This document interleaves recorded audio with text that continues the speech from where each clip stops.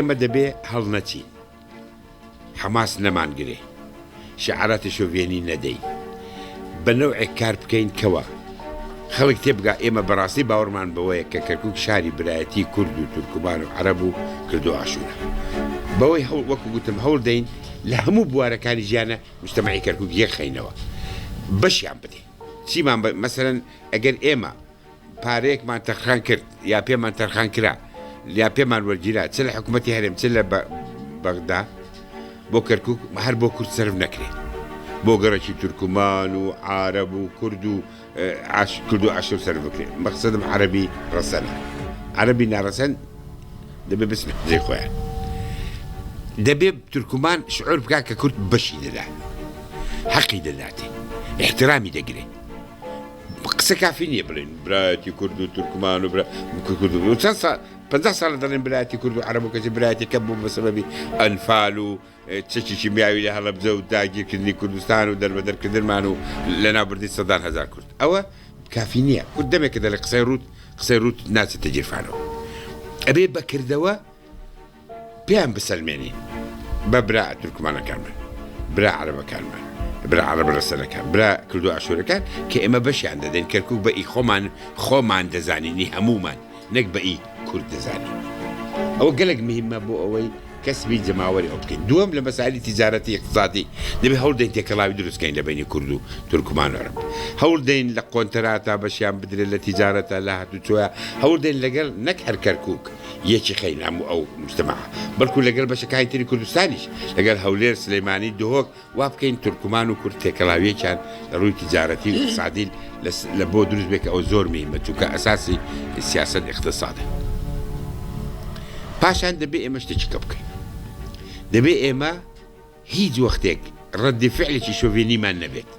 دێ دەڵێ کەرکووک تورکمانە پێ بکەنە بێکا کەرکووکی کورد و عەرەب و تورکمان هەمومانە کەرکووک نازانم چییە بڵێ کەرکووک کەوتۆتە کوردستانەوە ئەوە قاموسە ئیعلامی تورکی ئەوە سیاحەتنامەی ئەولیا چەلەبی ئەوە سیاحەتنامەی کابرا مەشهوورەکەی تر ئەوە دەیان وەسایق ئەوە هەموو خەریتەکانی زمانی عوسمانی ویلایەتی مووسڵ و ویلایەت شارەزور ئێستاش تاپۆ شتی تاپۆ سەرداتی تاپۆ هەیە کە بە ناوی ویلایەتی شارەزورەوە کراوە کە کەرکووک لە پایتەختی ویلایەتی شارەزور بووە ئەوەندەمان بەڵگە بەدەستەوەی بەگونێ دەتوانین پڕیکەین و بیبین قسەی پێ بکەین بەڵام بە قسەی تند و تیژ دەیدۆڕێنین بە زمانی گوڵەکە قسە بکەن دایمەن بێجگەلەوە بەڕاستی دەبێت بەکردەوەش بعض علاقاتی اجتماعی سەقافی ڕیاضی بژێنینەوە نادی ڕیاضی مشترک بێت ئەگەر بکرێت ئەگەر نەکرێت دۆست بن ئەو نادێ کوردی لەگەڵ ئی تورکمان ئەو نادێ عەرەب لەگەڵ تورکمان هاتوچۆ مخاڵەتات جن و ژن لێکێنان ژنخوازی ئەوە هەمووی مجتەمەعەکە تێکەڵاو دەکاتەوە طبعا برا تورکمانەکانمان و برا عەرەبەکانمان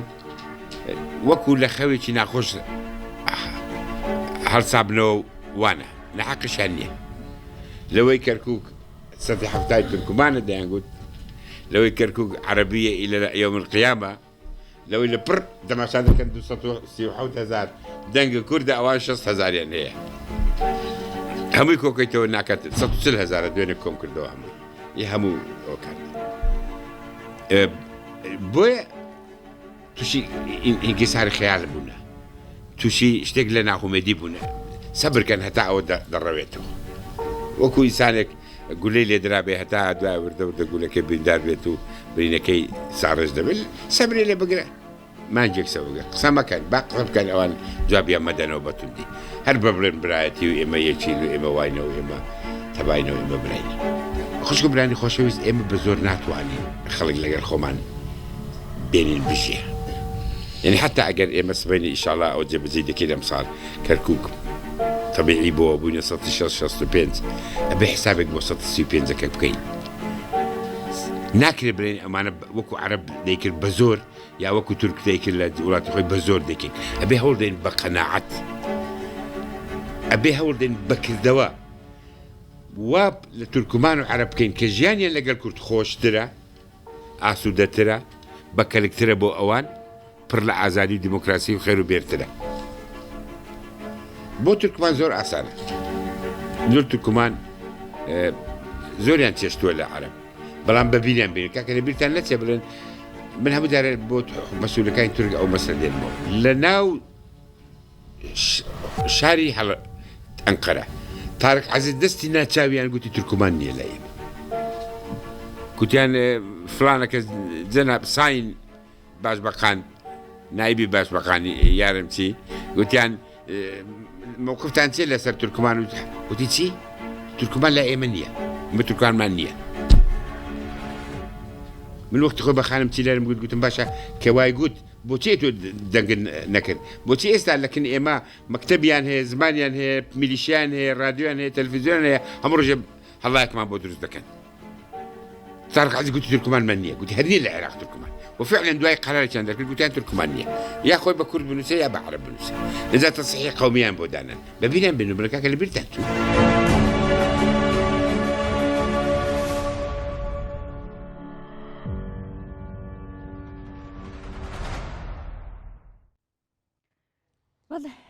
هەر پێشەوەی کە بچینە لای ئەم فاسلەیەوە گوێ لە هەندێک لەوتەکانی مام جەلال بگرین ئاری باسی خاڵێکی زۆر گرنگی کرد لەگەڵ میێنوانە پێشوەکەمان نابڕێز دکتۆر بێستون سابوراوایی ئەوەی کە ئەکرێت لەسەر زۆرێک لە بیر و بۆچوونەکانی مام جەلال توێژینەوە بکرێت هەر تاکو ئێستا و ئەو توێژینەوەنە لە ئێستاە بۆ چارەسەری کێشەی کورد کەڵکی لێ ببینێت ئاری هەر بۆیە بە خۆشحاڵیەوە ئەمڕۆ یەکەمین کۆنفرانسی زانستی نێودەوڵەتی سەرۆک مام جەلال لە زانکۆی سلێمانی دەست پێکات ئەم کۆنفرانسەکە یەکەم کۆنفرانسێکی نێودەوڵەتی لەم چێشنەیە لە ماوەی 2 ڕۆژە بەڕێوە ئەچێت هەندێک توێژینەوەی زۆر گرنگ لەسەر شێوازی بیرکردنەوەی بەڕێزیان لەسەر هەوڵەکانیان ئەنجام درراوە ئەخرێتە بەردیدە و بەر گوێکان بۆی کە ئەو کەسانەی لەوێن بزانن زیاتر ئاشنابن مام جەلال چی کردووە چۆن خزمەتی بەگەلی کوردووە کێشەکانی کورد چارەسەرکردنەکەی ئەنجام داوە لە ڕۆ زانستێکەوە خوێندنەوەیان بۆ بکرێت و بزانرێت ئەو بیربۆ چوونانە چۆن لە ئێستاە لەسەری بەردەوام بن ئەو هەوڵانە کە بەڕێزیان داویانە وەتانوێتی زۆرێک لە کێشەکانی کوردی پێ چارەسەر بکرێت هەر بەو شێوازە هەر بەو ڕێبازە ئەم هەوڵانە بەردەوامی پێ بدرێت هەر ئەم هەنگاوانە بنرێت بۆ ئەوەی کە کورد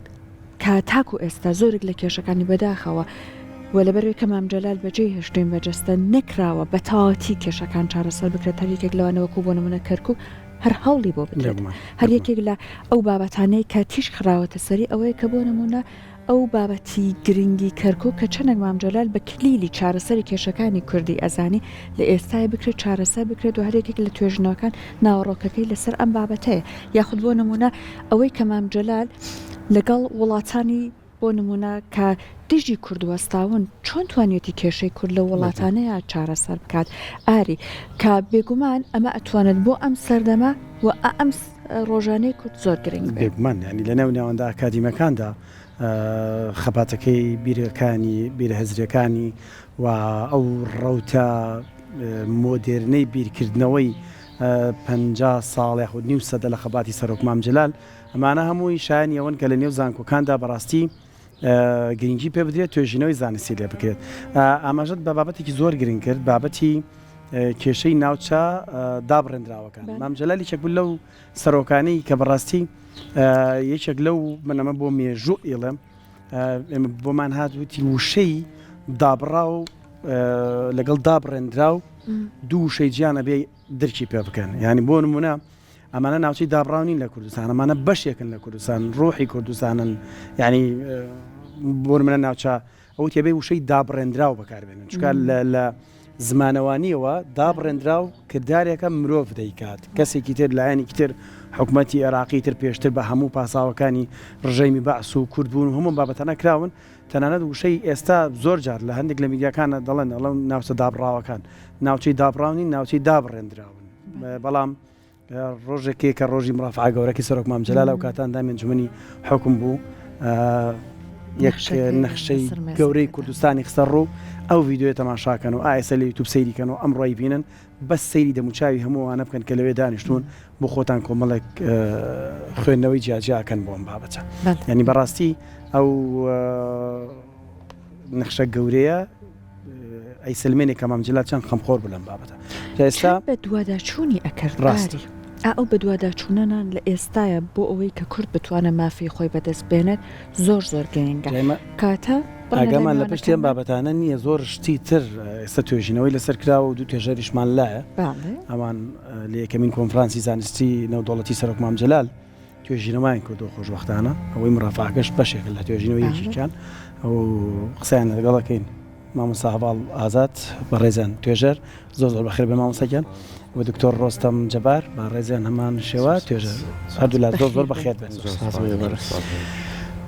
فەرقتانی لە هەر کامتان و دەست پێ بکەین دکتۆر ڕۆستەم با لە تۆ دەست پێ بکەین توێژینەوەکی جنابەت لەسەر چەمکێکیان بوارێکی سەرۆک مامجلال بەڵێ ئەم کاتتان باش بە هیوام هەموو کات باش بن بەنسبەت توێژینەوەکەی من بە ناونیشانی کەرکووک لە نەخشەی کوردستان لە دیدی سەرۆک مامجلال کە ئەمە بەشێکە واتە لێکۆڵینەوەیەکە لە جوگرافیای ڕامیاری کە هەموو ئەو بۆچوون و بیر بۆچوونانە دەخاتە ڕوو کە سەرۆک مامجلال کە هەیبووە دەربارەی کەرکووک کە هەمیشە کەرکووکی بە بەشێک لە خاچی پیرۆزی کوردستان داناوە کە پێی وایە کەرکووک بەشێکی دانەبراوە لەم خاچی پیرۆزی کوردستان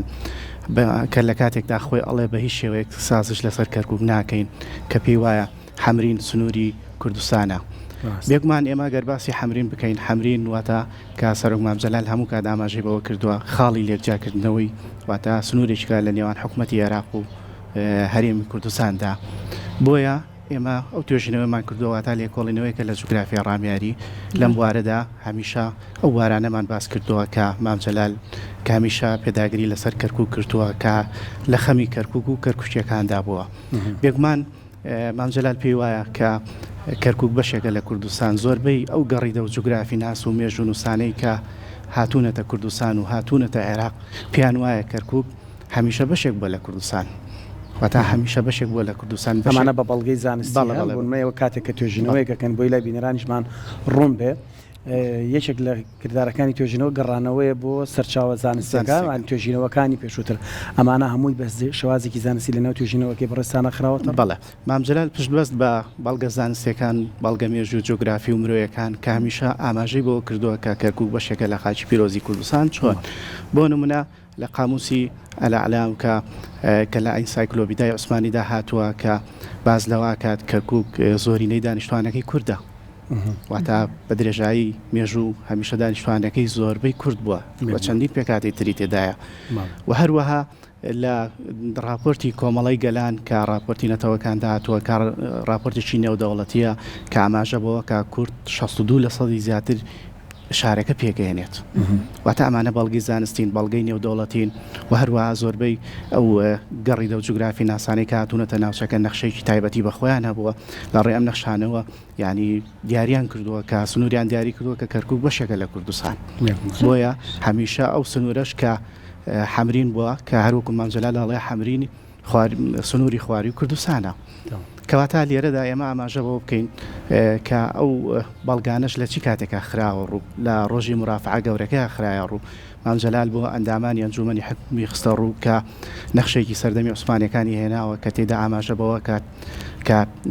لێرەدا کە خەباتی کورد واتە بەو شێوەیە کردوێتی لە پێناوی ئازادکردنی کوردستان واتە ئاماژە بەوە کات کە پێویستە لە دەستوری عێراقدا یەکەم زمانی کوردی زمانێکی ڕسمی بێت هاوشانی زمانی عربی واتە بە هەوڵ و کۆشی مامجلال ئەمە کراوە کە زمانی کوردی کە زمانێکی ڕسمی بێت لە دەستوری عێراقدا خاڵی دووەم ئاماژەی بەوە کردووە کە کەرکووک بەشێکە لە کوردستان بە نەخشەکە سەلماندوویەتی کە لە ناو چوارچێوەی کوردستانایە کە ئەو نەخشەیەکی سەردەمی عوسمانیە کە ئێستا لە کتێبخانەی کەرکووکدا هەیە لەوێدایە و نەخشە واتە وەکو بەڵگەیەک دانراوە و هەروەها باسی ئەوەشی کردووە کە لە ڕۆژی مرافعە گەورەکە پێویستەدان بە مافی کورددا بنرێت واتە کورد ڕەوایە کە مافی خۆی هەبێت بۆ ئەوەی کە لە کوردستان بە ئازاد بژی کەواتە هەروەها لەوێ باسی چەند خاڵش تری کردووە کە پێویستە گرنگی بە هەموو پێکاتەکان بدرێت لە عێراقدا ئەوش لە دەستوری عێراقدا کە بە شێوازێک بێت کە زامنکردنی ئاسایشی کۆمەڵاتی تێدا هەبێت. بینە لای بەڕێز مامۆستا هەواڵ ئازاد بەڕێزی شدیەکێک لە توێژەرانێکیت کە لە ئەم کۆنفرانسەیە بابەت پێشکەش ئەەکەی ئەگەر باسێکی بابەتەکەی بەڕێزت بکەیت و ئەوەی کە تیشکت خستۆتە سەر چ لایەنەیە کە پەیوەستە بە هەوڵەکان و شێوازی بیرکردنەوەی مام جەلال. سەرەتا بەناوی خۆی گەورە بەیانی و بینەرانی کورسات باش بێت. توێژینەوەکە ئێمە تایتڵەکەی بۆ جۆرێ ڕۆڵی مام جەلال لە پرۆسەی ئاشتی و چارەسەر لە تورکایە وەکو بەروار لە ساڵ 1990 تا 2013مان وەرگرتووە لە توێژینەوەکە بە شێوازێکی گشتی فۆکەسمان خستۆتە سەر دوو پرسیەکەمیان پرسی کووردە کێشەی کورد لە تورکیا، دومیان ئەو هەوڵانەی کە بەڕێز مام جەلال داوێتی بۆ چارەسەرکردنی ئەم پرسە لە ڕێگەی چی لە ڕێگەی ئاشتیەوە، چونکە خودی مام جەلال بۆ ناسراوە هەمیشە کەسێکی ئاشتی خواز بووە لە بری تونند و تیژی هەمیشە پەنای بردو بۆ ئاشتی نەک لە ناوخۆی عێراق و کوردستان یاخود نەک بەتەنیا بۆ پرسی کورد لە باشوور بگرە بۆ پارچەکانی تری بە تایبەتی بەڕێزیان زۆر زۆر لە خەمی پرسی کووردا بوون لە باکووری کوردستان. بۆیە هەمیشە هەوڵی داوە ئەو تواناییکە هەیەی توانای دیبلۆماسی یاخود ئەو لینکە بەهێزەی کە دروستی کردو بەکاری بێنێ بۆچی بۆ پێشخستنی پرسی کورد لە باکوور. باشە بۆ نمونە ئەو خاڵانی کە بەڕێزە تیشکت خستۆتە سەر لە ئەم توێژینەوەیە وە توانی بیرکردنەوەی مام جەلال وە باوەڕیان بۆ چارەسەری کێشەی کورد لە باکوور بتوانێت دەم کێشانەی پێ چارەسەر بکرێت کامێک لە خاڵەکانت لە توێژینەوە کاتیش خستۆتە سەری. خۆی سەبارەت بە چارەسەرگرنی پرسی کورد لە باکوور ئێمە ناتوانین بڵێن چارەسەر ئەکرێت بەم هەوڵانە لە ڕاستە زۆر باشە. ئالێرە پرسی کورد لە باکوور پرسێکی زۆر زۆر ئاڵۆزە حەزەکەم ئەمە تۆزە بە کورتی باسیکەم لە 100 ساڵی ڕابردووی تورکایە یەک سیاسەتی پێڕەو کردو سیاسەتی ناسیۆنالیزمی تورکی هەوڵی داوە هەموو نەتەوەکانی ناو تورکیا لە ناو تورکیا بتوێنێتەوە بە تایبەتی فۆکەسی سەرەکی حکوومەت یاخود سیاسەتی تورکیا لەسەر کورد بۆ بۆی چی ئەم نەتەوەی داپڵۆسێنێت ئەم نەتەوەی بتوێنێتەوە لە ناو نەتەوەی تورکا. ئەمە شوای کردووە کۆمەڵی شۆڕش وەکو کاردانوێک کۆمەڵی شۆڕش کۆمەڵێک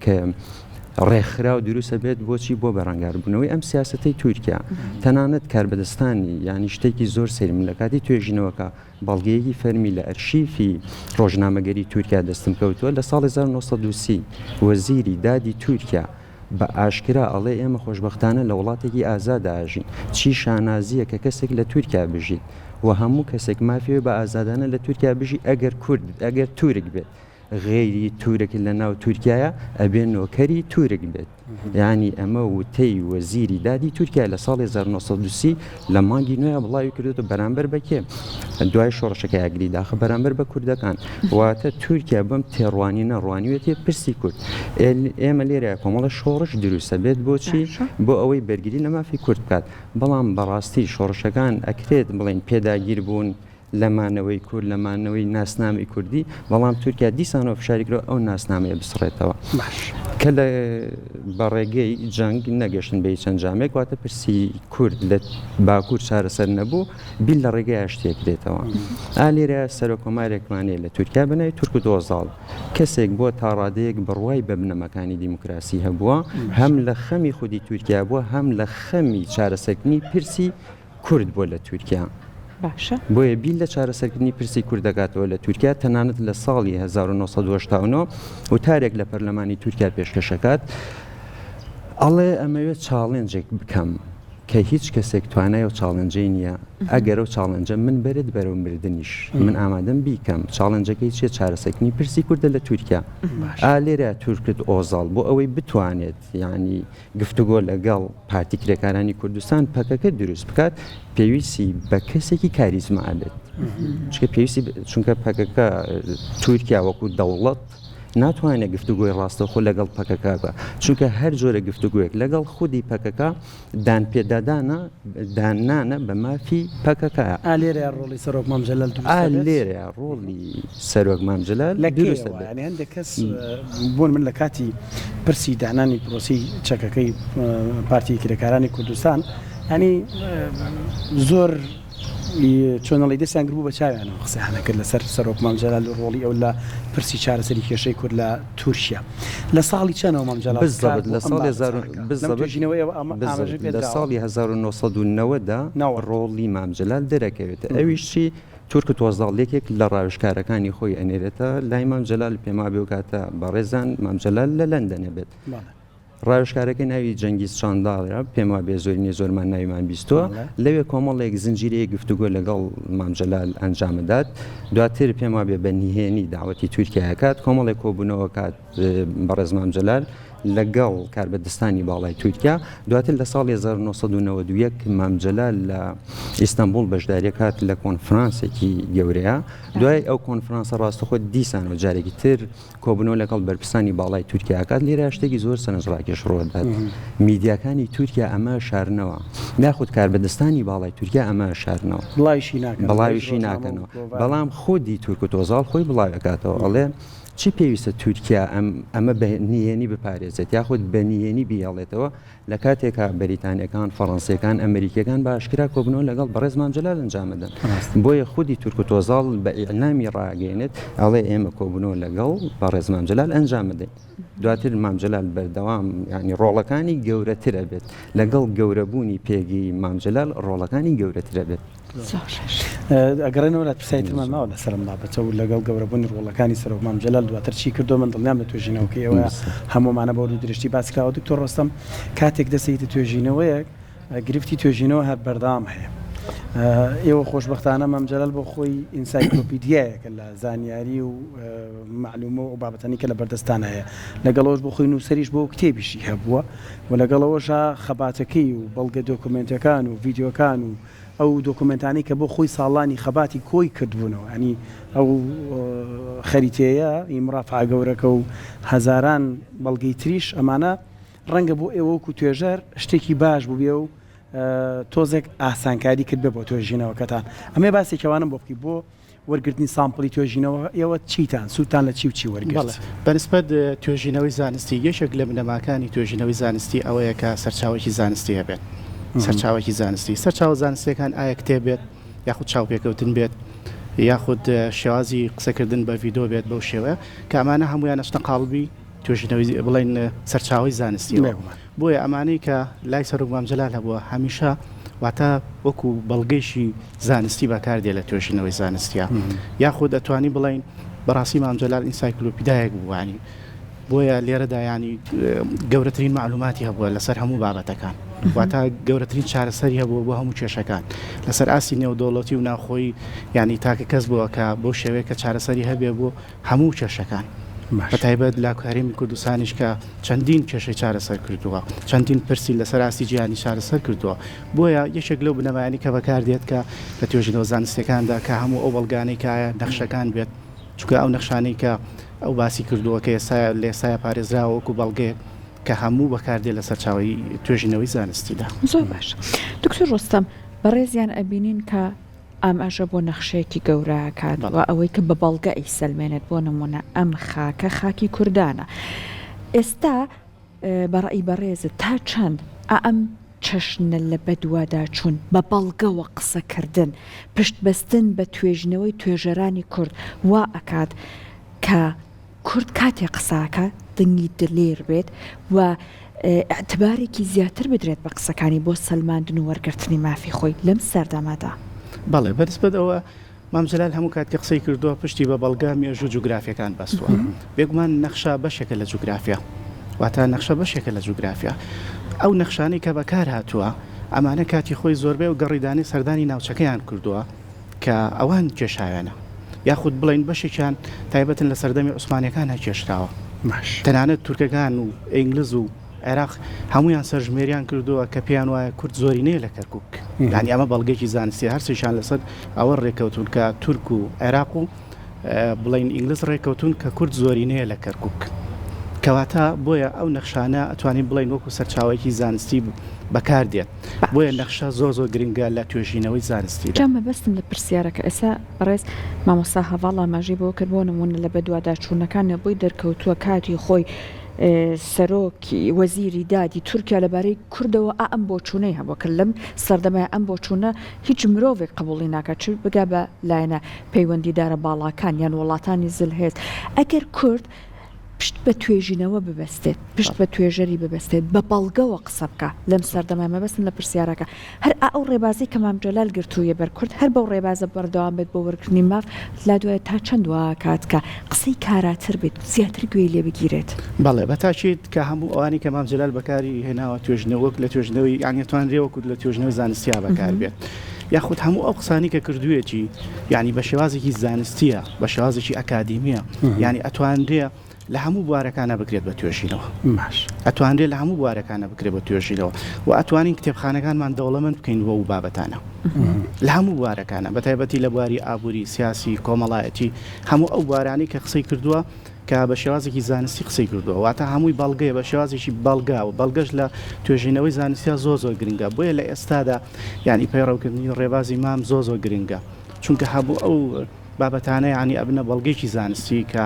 بۆ کورد و کوردستان تەنانەت بۆ عێراقیش باشە دکتۆر ڕۆستەم لەسەر پرسی ناوچەدا بڕندراوەکان من بۆ خۆم نفوسم کەرکووکە باشە ینی سجیلمان گەڕێتەوە بۆ ساڵی 50 ئەوانی کە 50 هێنەیە سەرژمێری دانیشتوانی 50 ینی هەموو هەوڵەکانی سەرۆک مام جەلالیش لە پێنا ئەو بوو کە کوردستانی بوونی کەرکووک بە ئەو خەریتەی مرافعە گەورەکە بێ بە هەوڵەکانی بێ بە خەباتی بێ بیسەلمێنێ ئێستا خۆشبەختین کە توێژەری وەکویەوە هاتوون ئەمانە بە زانستی ترەکەن هەندوو ڕۆژتە دادگایەکی نێودوڵەتی ئەگەر بڕیان لەم بابەتانە بە ئەبێ بگەڕێتەوە بۆ توێژینەوەکانی ئێوەش ئەمە گومانیتانی وانە هەر بەڕاستی پێم بڵێ پێش 50 کورد چۆن بووە لە کەرکووک تا ئێستا چۆن بووە بۆچی ئێستا بە فکرێکی ناسیۆنالیستی بیر لەم بابەت ئاکرێتەوە بەڵێ بەنسبەت کورد لە سەرژمێریەکانە ئێمە بێگومان ئەگەر باسی سەرژمێریەکان بکەین کۆمەڵە سەرژمێری کراوە لە عێراقا ئەو سەرژمێریانەی کراوە زۆربیان دروست نین یعنی حکوومەتێک لە دوایەکانی عێراق کردویانە بە ئامانجی سڕینەوەی ناسنامەی نەتەوایەتی کورد و مام جەلال پێی وایە باشترین سەرژمێری کرابێ سەرژمێری ساڵی 1950 بووە چونکە لەو کاتەدا کوردستان ئارام بووە تاڕەتێک ئارام بووە و ئەم سەرژمێریە کە تێدا باشترین بەڵگەی زانستیە کە بەکاردێت لە ئێستاشدا تەنانەت لە نێوان کورد و حکوومەتی عێراق جەلال بە پشتبەستن بە داتاکانی پێشووترە لە باشترینوانیە پێشتریش کوردەر لە پێشتریش باماشەوە چونکە ئێمە گەر باسی ئاسەواری تعریب بکەین زۆرە لە کەرکووک و لەو سنوورە ناوچەدا بڕاوەکاندا بۆ نمونە پرۆژەی حەویجەمانەیە کە ڕۆڵێکی گەورەیە بووە لە پرۆسەی بەعارەبکردن لە ناوچەکەدا ڕاست زۆربەی و عەرەبانەشی لە سنووری کەرکووکان کاتی خۆی بۆی وشکە ساڵی و ئەوانەوە هاتوون بۆ ناوچەکە یاخود بەشێکیان لە کۆمپانیای نەوت لەوێ نیشتەجێ بوونە و لەوێدا کاریان کردەوە بۆیە هاتوونە بۆ سنوورە حەویجە عەرەبیتیانە بوو نەبووە بەڵام کەم بووە یعنی بوونشینێک بووە بەڵام وردەوردایتر پرۆژەی کە دروست کراوە پرۆژێکی کشت و کاڵی بووە ڕۆڵی گەوری هەبووە لەوەی کە عەرەب لە ناوچەکانی ناوڕاست و باشوور عێراقەوە بێن بۆ ئەوێ و هەروە ئەم سەرژمێریە کە ئێمە باسی سەرژمێریەکە بکەین لە ساڵی 1950 کە کراوە کە باشترین سەرژمێریە کە بەکاردێت لە ئێستا لە نێوان کورد و حکوومەتێک لە دوایەکانی عێراق کورد 1940 پارێزگای کەرکووکی پێکێناوە واتە بە پلەی یەکەم بووە کەواتامە بەڵگەیەکی زانستیە بەڵگەیەکی دروستە کە کورد یەکەمە لەو سنوورەدا و لە ئێستاشا تەنانەت هەر کورد یەکەمە لەو شوێنەدا بۆ نمونە هەڵبژاردننی ئەنجومەنی پارێزگاکان کە کرا لە ساڵی 2005 کورد 1963 دەنگەکانی بەدەستێناوە لە پارێزگای کەرکووکە واتە 1963 ئەنجومەن کە کورد بووە بەو شێوەیەکە دەنگی بە ئەنجومەنداوە بڵێ و هەروەها لە ئێستاشا بۆ نمونە بە هەماشەوە کورد زۆری نەیە ئەمێ باسی چەند حاڵەتێکی تر بکەم لەوانە کە ئەو کارانەی کە سەرۆک مام جەلال کردوێتی بۆ کەرکووک کۆمەڵە کاری کردێشێک لەوانە بۆ نمونە زامنکردنی ئاسایشی کۆمەڵاتی واتە لە نێوان پێکاتەکانە دەمانە دەرەنجامن لە توێژینەوەکە پێگەیشتووی بەڵێ زامنکردنی ئاسایشی کۆمەڵاتی لە نێوان پێکاتەکانە واتە ڕۆڵەشی گەورەی هەبووە لە پێکەوە ژیانی نێوان نەتەوەکان و هەموو پێکاتەکان بەیەکەوە کە لە دێر زمانەوە لە کەرکووکە ژیاون کە وای کردووە دەرفەتێکی خۆشگوزەرانی بۆیان ڕەخساندووە تەنانەت خۆشی مام جەلال ماڵی لە کەرکووکا بووە لە کاتی شودانە زۆر جاهاتووە بۆیە گوێی لە کێشەکان گرتووە و هەروەها دانانی پۆستی پارێزگاری کورد بۆ کەرکووک تەنانەت بە ڕۆڵی سەرۆک مام جەلال دانرا ڕاست هەروەها ئەو کاریشتر کە لەوانی کردوێتی دامەزراندنی تەلەڤیزیۆنی کەرکووک لە کەرکووکە کە ئەمژ ڕۆڵێکی سەرەکی هەبووە لە زامنکردنی ئاسایشە ڕاگەیاندن و کۆمەڵاتی لە سنوورەکەدا مامۆستا هەواڵ باسی بەشێک لە قۆناغەکانت کرد هەتا ئەوەی کە بە گرنگ زانرا کە ئەبێت کەسێک کە کوردان گوێ لێگرن کاریگەری هەیە بێت ناوبژیوانی بکات لە چارەسەری کێشەی کورد لە باکووری کوردستان لە دوای ئەوە هەنگاوەکان بەکوێگەی و ڕۆڵی مامجلال لەوێ چۆن توانی ئەم کێشانە چارەسەر بکە. باسەوەمان کرد بێگومان بۆ چارەسەرکردنی پرسی کورد لە باکوور بۆ ئەوەی کەسێک نێوەندگری لە نێوان خودی پارتی کرێکارانی کوردستان و واتە بتوانێت بە جۆرێک لە جۆرگان بتوانێت قەناعەت بە پارتی کرێکارانی کوردستان بکات بە ئەوەی واز لە جەنگ بێنە لە لای تریشەوە ئەو توانستە گەورەی هەبێت توانە قەناعەت بە تورکیاش بێتە سەر مێزی گفتوگۆ واتە خودی مامجلال ئەو هەوانەی داوە لە لایەک فەقەتە قایل بکات هەم لە لایەک تورکیاش باش کەواتە کێشەیەکی دەنگت تامایەکە بۆ چاکەکەن زانم لەو قۆناغەیە بووی کە تورکەکانیش بۆ خۆیان گەیشتنەوە قەناعەتی کابێت کەسێکی کاریزمی هەبێت گوێی لێ بگیرێ ئەو کاریزمایش سەرۆک مامجلال بووە پرسیارەکەی ئێمەش و من و هاوکارم سەحەریژەوەیە کە پرسی چارەسەری کێشەی کورد لە تورکیا و گەڕانەوە بۆ ئاشتی و دوورکەوتنەوە لە بەکارهێنانی هێز و چەک ئەکرێ ڕۆڵی مامجلالی لێ دەربکرێ یعنی بازام دەرەنجامی ئەم توێژینەوەی جەنابتە وایە بەسەریش بێ پێم بڵێ قەینە دوای وەڵامەکەی وەرەگرینە ناکرێ مامجلالی لێ دەرکەوانیە دوای ئەوەمان پێ بڵێ دکتۆر ڕۆستەمتێمەوە لای تۆ لە دەرەنجامەکانە چی تر هەیە ئێوە لەم کۆنفرانسیە بتانە بیخەنە ڕوو یان بابەتێک بێ ئەم کۆنفرانسە گرنگی ئەم کۆنفرانسە لە چیایە؟ بەڵێ گرنگی ئەم کۆنفرانسە لەوەدایە توانین بڵین ئەم توێژینەوە زانستیانێکی کراوە کە تێدا کە 20 توێژینەوەی زانستی کراوە بە هەرسێ زمانی کوردی و عەرەبی ئینگلیزی پێشکەشەکرێت لە سبەی ئەم توێژینەوانە پێویستە وەکو بەڵگەیەکی زانستی بەکاربهێنرێت لە ئەرشیفی کورد و کوردستان داواتە ئەتوانین بڵین ئەم ڕۆژبامان شێوە ڕۆژێکی مێژوویە لە مێژووی کورد و کوردستان و تێدا ئەم توێژینەوانە بکرێن بە کتێبخانە واتە یاخود بە شێوەی PDF بڵاو بکرێنەوە تاکو نەوەکانی داهاتوومان بتوانن سوودیان لێوەرگرن ئەکرێ یان ناکرێت ئەکرێت ئەتوانرێ بکرێت ئەتوانرێ بکرێت لەو حاڵەتەدا ئیشەڵڵا کە بتوانە بکرێت دکتۆر ئەگە بەڕێزت پێمان بڵیت بێگومان ئێمە ئەزانین وڵاتانێک کە ویستویانە بەداخەوە ئەم ئەقلیەتیان هەبوو کورد لەسەر نەخشەی زەویا هەر نەمێنێ بە زمانی جیاواز قسەیان کردو ئێستا ئێوە هەندێک لەو زمانانەی کە وەرنە عەرەبیە ئینگلیزیە بەلاتانە گرنگ بە توێژنەوەکان بۆ زمانانەش پێشکەش بکرێت ئەگەر باسێکی ئەوە بکەیت تا چەند بەڕاستی گرنگە ئێوە باستان لێ کرد بە شێوەی ئەرشیو لای خۆتان ئەیهێڵنەوە ئەم توێژینەوانە بەڵام تا چەند گرنگە بە زمانی جیاواز بە زمانی عەرەبی بێت تورکی بێت فارسی بێت ئینگلیزی بێت فەڕەنسی بە زمانە جیاوازەکان ئەم توێژینانە بڵاو بکرێنەوە بۆ ئەوەی توێژەرانی بیانی ئاگاداری ئەوە بن کە بۆ نمونە ئەم پرسانە هەریەکە و چۆن کورد وە بەتایبێت بۆ نمونە کەسێک وەکو مامجلال ڕوبەڕووی بووەتەوە و هەم ئاشناتر بن هەم ئەوەی کە بۆ نمونە تا ڕادەیەکی زۆر بزانن چی بەسەر کورد هاتووە کە ئەگەر کورد ویستی قسە بکات داکۆکی لە مافی خۆی بکە تا ڕادێکەوەم بەرچاڕوونیان هەبێت هەندێک بەڵگەنامەیان بە زمانی خۆیان لەبەردەستا هەبێت بەڵێ بەنسبەتەم توێژینەوانی کە پێشکەشەکرێتوان هەر بەرسێ زمانی کوردی و عەرەبی نزی بێگومان گرنگە وەرجێڕانی بۆ بکرێت بۆ سەر زمانەکانی تریش واتە بڵاو بکرێتەوە بەو شێوێت تاکوونەوەکانمان لە داهاتووە سوودیان لێوەربگرێن چونکە ئەم بەڵگانەی کە بە شێوەیەکی کە ئەکادمی داڕێژراوە واتە ئەم توێژنەوە زانستیانە بە شێوەیەکی ئەکادمی نووسراوە چونکە هەڵتوانیان هەڵسەنگاندنی بۆ بکەن بۆیە یعنی زۆر گرنگە لە داهاتوە ئێمە بتوانین وڵاتانی تریش سوودی لێوەربگرن چونکە ئێمە بۆ نمونە کە باسی سنووری کوردستانەکەین کە ئاڵێن حەمرین سنووری کوردستانە واتە لە توێژینەوەکە هەبێ ئاماژەی پێ بکەین ئەبێ لەو توێژینەوە هەبێت بە هەرسێ زمانی کوردی و عەرەبی و نزی واتە زۆر گرنگە تاکو وڵاتانیش بزانن کە بەو شێوە هەرچەندە ئەو توێژینەوانەی کە کراوە زۆربەی وڵاتانی جیهان ینی خۆشیان کردویانە بۆ نمونە ئێستا وڵاتانی تر بەتایبەتی تورکیا و ئینگلیز و بڵێن ئەمانە هەمویان کاتی خۆی کە لە عێراقا ژیاون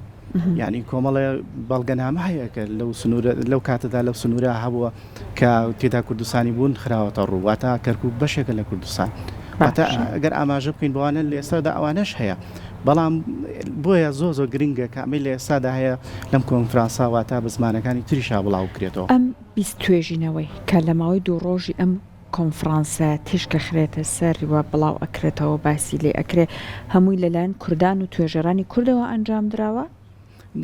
توێژەری بیانیشی تێدایە بۆ نمونە ئەمەنەی هەرچەند بەڕێزت تیشکت لەسەر بابەتەکەی خۆتە بەڵام ئەوەندەی ئاگادار بیت بوون من لە چ لایەنەکەەوە باسییان لەسەر بابەتەکان کردووە بەڵێ بەنسبەتە و بابەتانایەتر بە پێی پسپۆڕەکان باسکراوە بۆ نمونە لە بواری ئابووری کۆمەڵایەتی سیاسی لە وەرانە هەر کەسە بە پێی پسپۆڕەکانی خۆی لێکۆڵینەوەی تێدا کردووە باش مامۆستا بەڵدێنەوە لای تۆ باسمان لەوە کرد لە پرسی چارەسەری کێشەی کورد لە تورکیا ئەکرێ ڕۆڵی مام جەلەل بینیتە دەرەوە سەبات بە برسە یەکێک لە هۆکارەکانی ئەنجامدانی ئەم توێژینەوەیە لە ڕاستیە فەرامۆشکردنی ڕۆڵی مام جەلال بوو لە پرۆسەیەشتی و چارەسەر لە تورکیا هەم لە سەرچاوی کوردیەوە لە تورکیا زۆر بەدەگمەن باسەکرێت هەوڵە دەرێت ئەو ڕۆڵیش فەرامۆش بکرێت بەداخەوە من بێگومان تورکیا نایەوێت ئەم پرسە ینی بگەێنێ بەڕای گشتی هاوڵاتیانی وڵاتەکەی خۆی لە ناو خۆی هەرێمی کورسانیشە بەڕاستی توێژینەوە نەکراوە لەسەر ڕۆڵی مام جەلال لە پرۆسەیەشتی و چارەسەر ئێمە توێژینەوەیەکمانەیە ئەویان لەسەر ڕۆڵی بەڕێز نێچیران بەرزانیە لە پرۆسەیەشتی و چارەسەر بەڵام لەسەر خودی مام جەلال نیمانە لە کاتێکە هەموو پرۆسەکانی ئاشتی و چارەسەری کێشەی کورد لە تورکیا هەمووی ئەگەڕێتەوە بەرەنجامی هەوڵەکانی بەڕێز مام جەلال لە تورکیا کە داوێت کە لە ساڵی 1992 دەست پێکات بە خودی ئەم پرۆسەیە کە ئێستاش لە باکوور بەردەوامە ئەم پرۆسەیەش درێژکراوی پرۆسەکانی پێشترە کە بەڕێز مام جەلال بەردی مناڵی جەلال تەنها هەوڵی نێوەنگیری داوە یان بۆچوونی حەکیمانی خۆشی خستۆتە ڕوو چارەسەری کێشەکە لە ڕاستیە بۆچوونەکەی بەم شێوازە بووە مام جەلال پێیان بۆ کێشەی کورد لە باکوور بە شەڕ بە چەک چارەسەر ناکرێت هەوڵی داوە ئەم بۆچوونەی خۆی بگەێنێت بە دەسەڵاتدارانی پارتی کرێکارانی کوردستان بە تایبەتی بە ئۆجەلان